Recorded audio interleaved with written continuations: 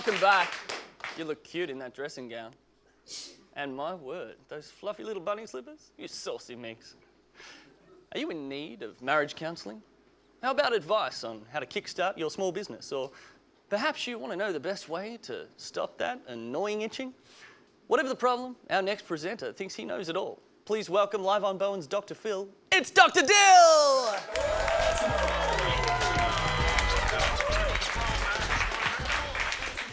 Thanks, Pool for Brains. So it seems that even though week in and week out I've tried to tell you people that I don't really care about your lives and what goes on with it, you insist on contacting me for help. I don't care. The last thing a super talent like me needs is to hear from some whiny super half-wits. But because I'm a genuine kind of gem of a human being, I've decided to hear you guys out one last time for this season. Unfortunately, some nincompoop has sabotaged the segment. Someone's cut off the wiring or I don't understand the technicalities, but it doesn't work. So instead, what are you gonna do? It's community TV. I decided to ask the live studio audience and help them out with whatever problem they might have with their mediocre existence.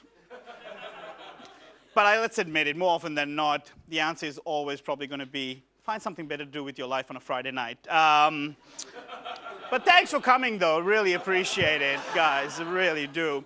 All right, let's go to the first question. Yes, how can I help you? Mr.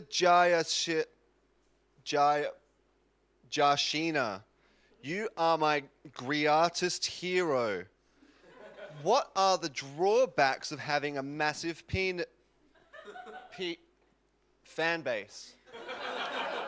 Is that what it says? Yeah, well, you know, I am known to have a massive fan base. One of the largest in the biz. Well, not massive, just bigger than most. Bigger than Aaron's, basically. Big in regional Victoria.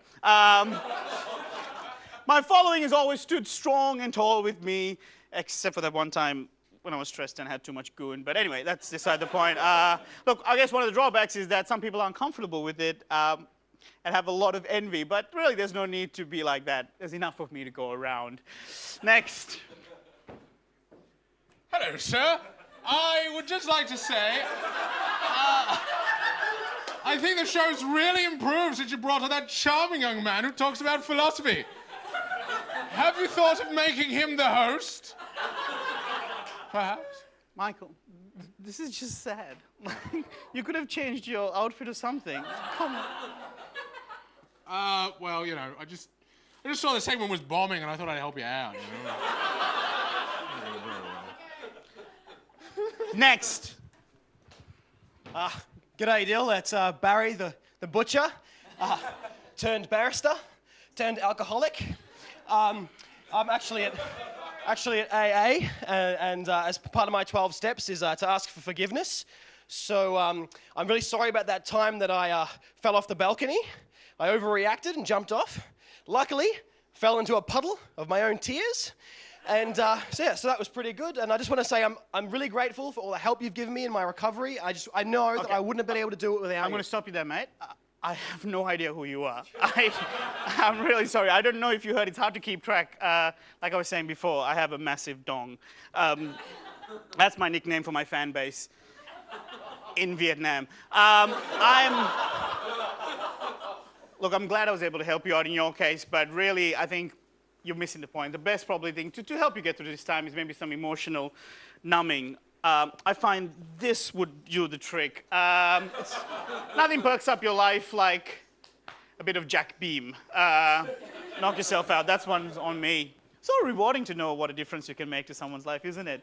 Sometimes you forget how many people you've touched when you're always among the dizzying lows of community TV. Next. Hi, Duruk. Remember me? Karen, what the hell are you doing here? I haven't seen you in 10 months? What is that? No, guys, can we go to a break or something? Please, seriously, stop it. Karen, what the hell's going on? That better not be what I think it is, right? I don't need a caramel surprise in my life right now. Duruk, you need to take responsibility for the things you leave behind. Oh. It's like my eyes looking back at me. This is the happiest day of my life. Oh. Duruk! Dilruk Jayasinha! Now, guys, I've seen his fan base, and let's just say it's more of a hip blast than a goon bag. Please thank Dilruk Jayasinha. Next week is the last episode of Season 2, and it's going to be a massive final show with a monster audience. If you want to be part of the reason our fire warden can't currently sleep at night, or the part of the reason why that guy's going to get fired, here's how you do it. Are you a little bit like Rob before he started the show and looking for something to do on a Friday night? Why not pop down and see the show live from RMIT University in Melbourne? To book your tickets, email us at audience@liveonbowen.com. It's that time of the night where you get excited because we tell you to. It's time for the world's worst game show!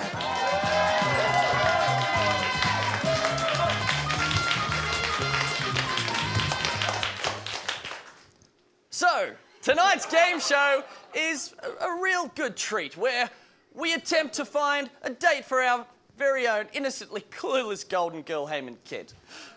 Now, Heyman, you're single. You're a single 20-something. You're a single 20-something female, I believe, from Melbourne, looking for love. Is that correct? Yes, Aaron, that's correct. I'm available and I'm free this weekend if you're interested. That's good to hear, Heyman. Because tonight we're putting you through a round of Date Your Mates! Now, as they say, all good relationships start from friendships and alcohol. And on the other side of this wall, we have 3 of your mates all bidding for your affections. You have the power to pick the mate of your dreams, but we are using voice distortion so you won't be able to recognise who they are. You have 2 minutes to get through as many questions as you can before you have to pick your winning mate. Heyman, are you ready? Yes, Aaron. Please start with Okay. contestant number 1. Contestant 1, what would a night out with you be like? That's an interesting voice. A night out with me, it would be painful for you.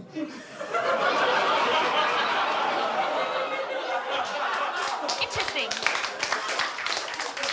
Okay, I look forward to that. Does she really sell seashells by the seashore?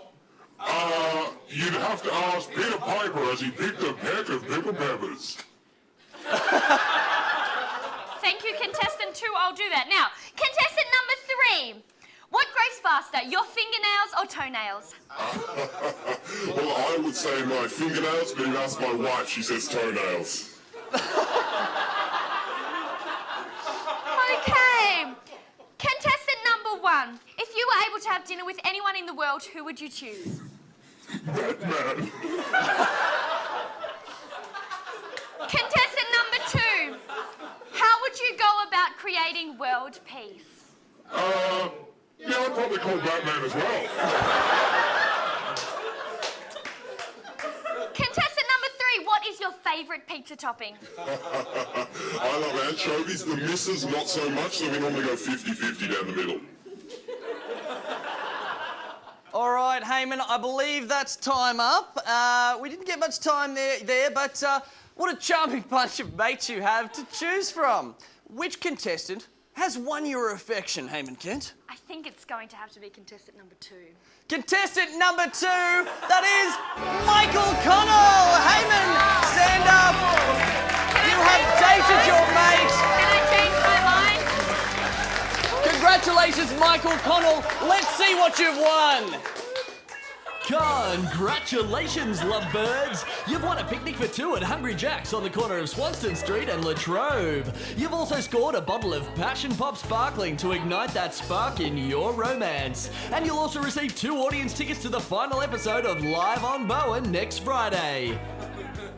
Which neither of you can attend, seeing as that you're on the show. Congrats. Thank you, contestants, for playing another round of World's Worst Game Show. Moving on to some actual comedy now. Our comedy spot tonight was a 2011 Raw Comedy finalist and a good friend of Live on Bowen, who performed his 2012 Comedy Festival show Rom-Com with our very own Dilruk Jayasinha. Please welcome Adam Francis! How you doing? How you doing? I just want to start off with a statistic to begin with, and I want to pose this as a question, okay? And if you think you know the answer to it, just yell it out as loud as you can, okay? There's no wrong answers, just give it a go, all right? Guess, here we go. The statistic is this, that 51% of a male's attraction towards a female is towards what feature, do you think? Like hair, eyes, legs, what do you reckon? Confidence. You know how I said there was no wrong answers? Incorrect. Does someone else want to... We're talking about men here. What are men like? Boobs? Oh, who said boobs? That's right, yeah. Boobs, correct. 51% of a male's attraction towards a female is towards the female breast. You may not be aware of this. The other 49% is towards the other breast. The reason it's not 50-50 because no pair of breasts are perfectly symmetrical. Just remember that. It's, but I'm not that shallow, guys. It's not all like left boob, right boob for me. For me, like my perfect formula when I'm looking for a woman would read something like this, like legs plus breasts plus a personality. You know, that's a good catch. That's a good lady, right? You know, but some guys are a little bit more shallow than this, and for them, the perfect formula for a woman would read something like this: legs plus breasts minus a personality. Because a bimbo. But I was thinking about this and I thought, wait a sec. Legs plus breasts without a personality, that also equals a chicken. Which is really interesting because both a bimbo and a chicken's main pursuit in life is a cock. So there you go. Now you're probably looking at me using all these like diagrams and things and thinking, man, this guy must be a bit of a nerd. Well, if you're thinking that, correct. But if we just consider for 1 second, guys, that another word for a nerd is a square, right? Another word for sex is a root, okay? I just want to point out that the square root of me, or the nerd sex with me, equals once in a goddamn blue moon. That is, I just never get laid. I don't know what it is. I think it's because I'm a bit of a love cynic. Like, I don't really buy into all those love cliches out there. Like, one of my favorite ones is the concept of the one, like soulmates, as if there's, one person in the entire world for all of us, okay? There's almost 7 billion people in the world at the moment. 7 billion. Even if you were to take the gender that you were most interested in, with an age cutoff of 10 years either side of yourself, you'd still have over 1 billion possibilities. So the statistical chance that the person that you're with right now is the one is 1 in a billion. Pretty crazy odds. Now, I once knew someone who thought they'd achieve these odds, found their soulmate, and they were in love. And they were in love until that person broke up with them, broke their heart. But they did what anyone else would do. They eventually found someone else, fell in love again. But this person was then convinced that the second person they were in love with was also the one. Holy shit, 2 soulmates in the one lifetime? That's 1 billion in 1 chance times 1 billion in 1 chance. You want to know the odds on that? That's this number here. You want to know what that number's called? That's called a quintillion. And if you know anyone who's achieved 2 soulmates in 1 lifetime is a quintessential goddamn moron. Yeah. My name's Adam Beam, guys. Thanks a lot. Adam Francis, ladies and gentlemen. Don't go anywhere. Right after the break, we've got music from Freya Bennett. You're watching Live on Bowen.